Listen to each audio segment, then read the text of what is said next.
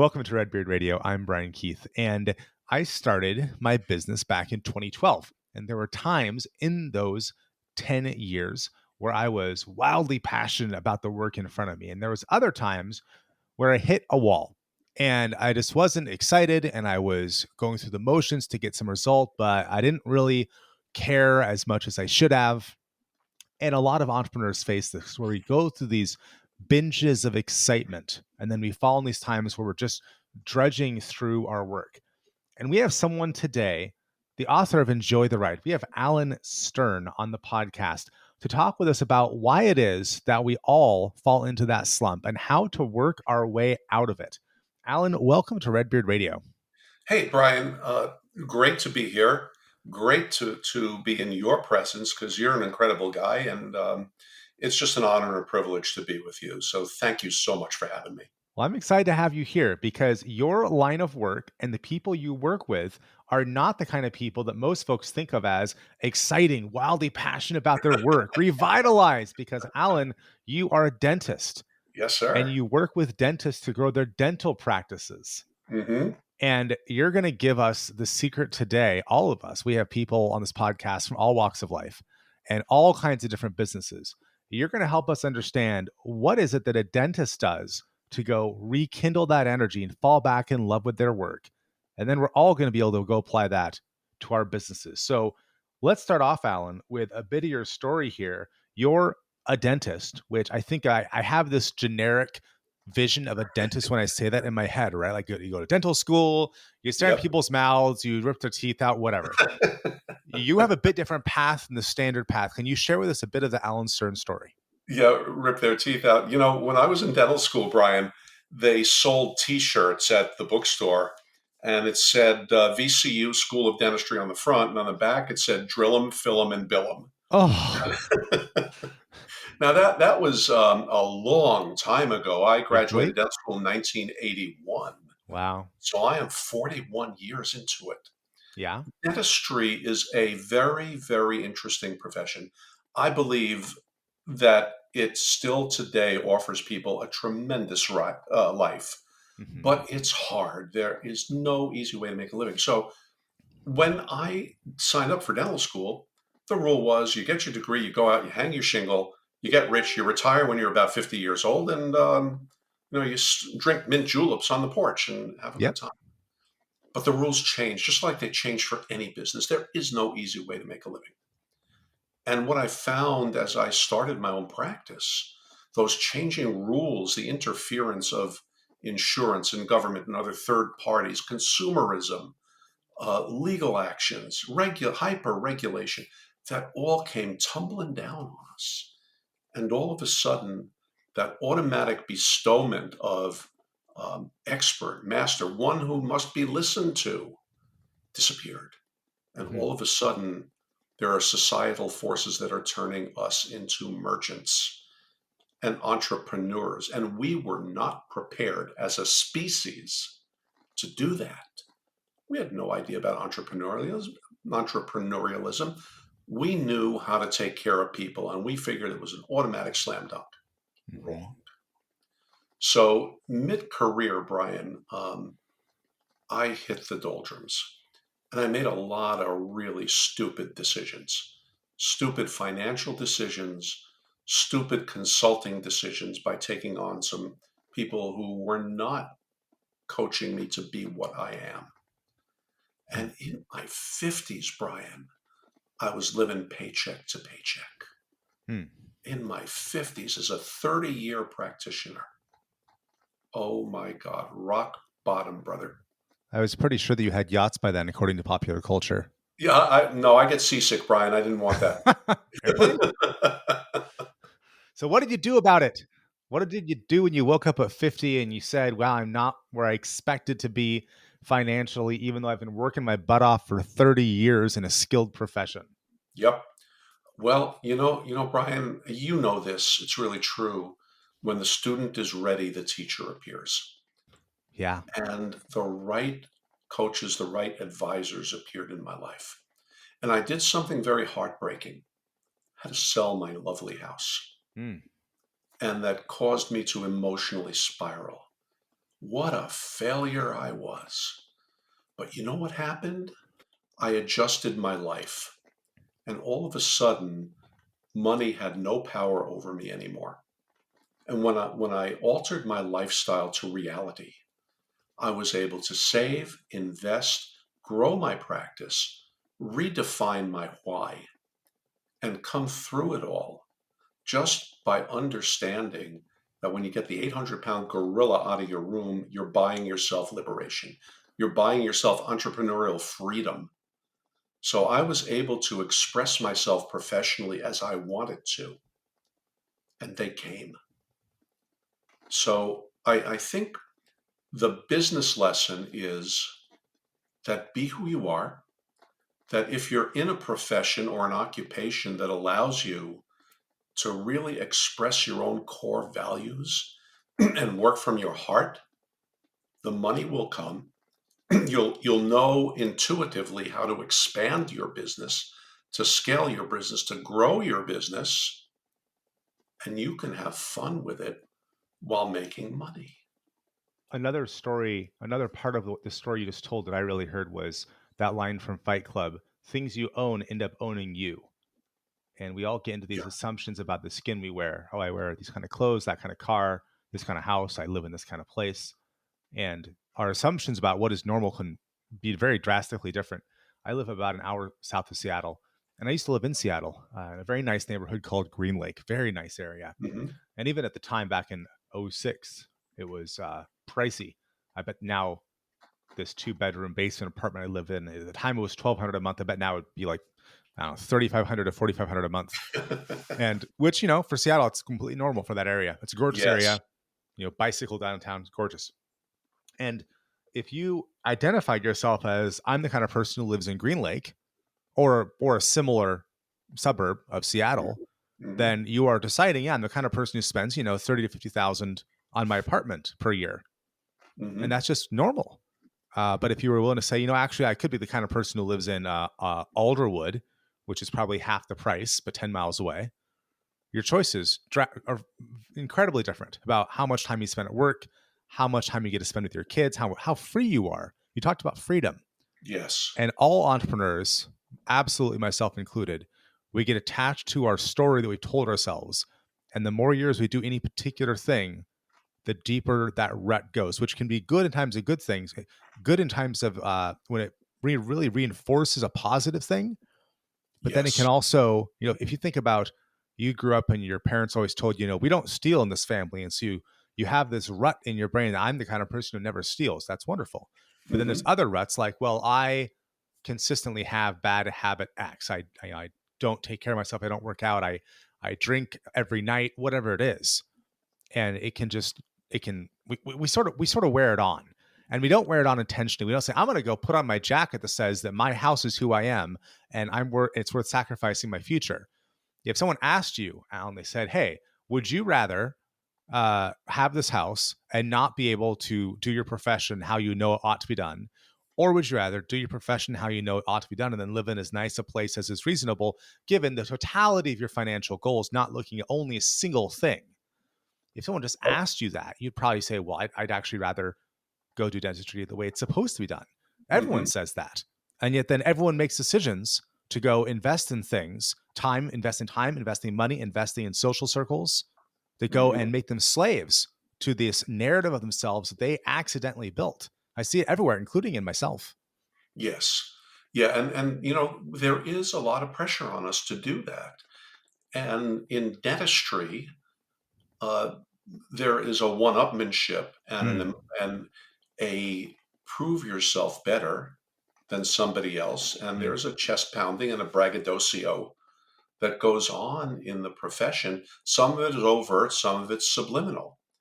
And if I don't have the same house, the same car, the same vacation locations as Dr. X down the street, hmm I am inferior. That's the mindset. And it's so wrong. It's so wrong. What I tell people now is know your BAM. Pardon me, I'm in New Jersey. I'm going to use the expression bare ass minimum. hmm Know what you need to keep the lights on, both in your place of business or office and in your home. Know what you have to do that, and then define up what you want. Hmm. What you must have, what you want. And then the big question, Brian, is you got to ask yourself whether you're willing or able to pay the price for it. Because the truth is, Brian, if you live in a McMansion in the middle of Seattle in the high rent district, and you're running around and with a big smile on your face, nobody knows the price that you paid or are paying Mm. for that house. That's the critical thinking point you got to have. Yeah. And you really have to define your lifestyle for yourself. What you have, what you're willing to pay for. You have to really be disciplined to live in reality, dream as big as you want, set the greatest aspirations that you want, but stay in reality so you could attain those aspirations. That's critical. I love the point about how hard it is to tell what someone else is paying. I've been podcasting for around 3 years, and there's all kinds of metrics which you could look at. If you went and looked in a search engine for how many downloads a month ought you to have after 3 years, you could probably find Right? some metric. Or you could ask someone who's really successful, and you could say, "Well, what do you think I should have after 3 years in terms of monthly downloads or any other metric?" And they could give you an answer, and my results might not meet that particular metric, but it's also not obvious, what am I doing with Redbeard Radio? Am I trying to directly sell stuff? Is this a sales channel? Is that the main point? I gave a talk on this at the Keep convention here back in 2021. And I said there's a bunch of different reasons to podcast. One of them is to sell stuff, but Mm-hmm. there's other goals like serving your existing community or building partnerships with the people that you interview. And we Mm-hmm. can't automatically say blanketly for you, you should do one of these over another one. You got to figure out for yourself if you, Yes. and you can't do all three at once. You can't have a podcast if it's a side project, if it's one of your marketing projects. You can't say the main priority is making money and the main priority is building partnerships with guests and the main priority is serving my existing audience. You can't do it. Mm-hmm. And you might not be able to tell from the outside, what am I doing? Now, years into it, now I have a mastermind, the Redbeard Accelerator. So we meet twice a week on Tuesdays live, and then we have a Slack channel so that people can go and ask me questions about any marketing stuff, any app, anything. Mm-hmm. And now you can go to joinredbeard.com and you can join Redbeard. You can join the Accelerator. But that didn't exist for the first 2 years of the podcast. My plan was I'm going to go get really good at this asking questions thing. But I'm going to assume it's going to take me a while. I'm going to assume that the first 100 episodes, my skill set, no matter how good a guest I have on, I'm going to assume I'm not going to be very good. I better get through at least 100 episodes before I even start thinking about what can I really do here, because I have a lot to improve on myself. Yes. And now you're episode 150, 160, somewhere in there. And Alan, shockingly, after 3 years, I'm asking better questions. Uh-huh. And now I'm looking at, okay, so now that I'm no longer bad at a critical piece of interview podcasting, asking good questions, how can I really deliver value and who exactly? And other folks, they started off having everything exactly dialed in and it's their main thing, and that's good for them. My particular game, the way Redbeard is playing the podcasting game, is just different. So you can't judge from the outside. And you can't even say that I'm not doing good, but you can't say I'm doing good either. That if you said, oh, wow, there's something like 500 Keep certified partners in the world. And wow, Redbeard has the second most episodes of any of them after the Sales Whisperer. Okay, that's true. As far as I know, I'm the number 2 in the world. Does that mean that I'm winning, Alan? Well, what game am I playing? You don't know. Mm-hmm. So maybe I'm actually losing. Maybe that's pathetic. Maybe I should have 500 episodes after 3 years. We get so caught up in that judgment. And what you talked about in your story was that once you got out of that judgment, you moved into the what do you actually want in your Yes. life as you turn 50. Can you help us understand what were those questions you asked yourself to help you figure out what was going to make you better and richer and stronger in your life? That's a great question. Can I just circle back to one of your points for a moment, Yeah. Brian? I don't like the term winning, except if it's the New York Yankees. Oh yeah. Yeah, you may be a Mariners guy, but I'm a Yankee guy. But I don't like the term winning, and I'll tell you why. It incites a comparison syndrome. Hmm. It incites a person to look back to you looking back, say, at your so called competitor, and I submit that it's a colleague and not a competitor, and say, am I ahead of that guy? Hmm. I think the game is, and this is the big thing that I asked myself too, who am I comparing myself to? Yeah. I'm comparing myself to myself yesterday Yep. and looking to myself tomorrow. And the Redbeard program, the Redbeard podcast, what you're describing, my friend, is the BNI principle that I learned. I belong to a business networking group, and the group, the mantra of BNI is givers gain. Hmm. So I see myself as giving to others, and you gain in either materially or spiritually or some combination of that when you give. And I commend you for giving of your wisdom so freely in the Redbeard podcast. But what did I ask myself? I really asked myself, what do you have? What do you want? And I was running, before I tore my meniscus, I was running on the boardwalk on the Jersey Shore right after I sold my house. And I realized I have more, no matter how much or how little I may think I have more than most people in the world could imagine having. Yep. I have less than some. Yeah, so what? Yeah. And I said, it's not that I'm inferior because dentists have inferiority complex. Hmm. So it's not that am I really inferior? Do I want to be the great grand master of dentistry, the great precision technical master? No, who am I? And I asked myself, what niche do I want to occupy? And I got a 4-letter word. Now I'm in New Jersey. I'm going to scare you a little bit because there's a 4-letter word that I use here in New Jersey Yeah. to overview my niche. And that 4-letter word is love. And I live for the love of another human being. And that is how I have niched and marketed my practice. We live for hugs. We live for those earth shaking moments of changing people's lives with our dentistry at the level of mastery that I choose to attain, that I choose to pay for, that I choose to practice with comfort and security and serenity. So I asked myself, what kind of dentist do you want to be, Alan? You don't want to be that guy. You want to be this guy. You want to be Alan. And when I realized that, I realized I have more than most, I have less than some. I realized that the masters are not there to make me clones of them, but to make me a little bit better. And then I came to the realization, a little bit off your question, that I'm going to be married 45 years this year to a Wow. woman who stuck with me through all the nonsense and 2 wonderful adult kids now. What more do I want? I'm way past my B.A.M. And by the way, my wife of 45 years got 5 good years out of this thing. So I'm a very good husband. I've been married a whole 7 months. You're supposed to laugh at that. Ha. So, you define your own niche. You got to find your niche. You got to find what you're good at. You got to find what you enjoy doing and then build your life around that. It's fairly simple, but it's not easy to execute. It's a simple principle. Well, it seems especially for dentists that, from my outside perspective, it's largely a following procedures rule set where there's a handful of things you do, like a very, I don't know, static profession, which I'm sure from the inside doesn't feel like an apt description. No, Uh, it's by far not static. yeah.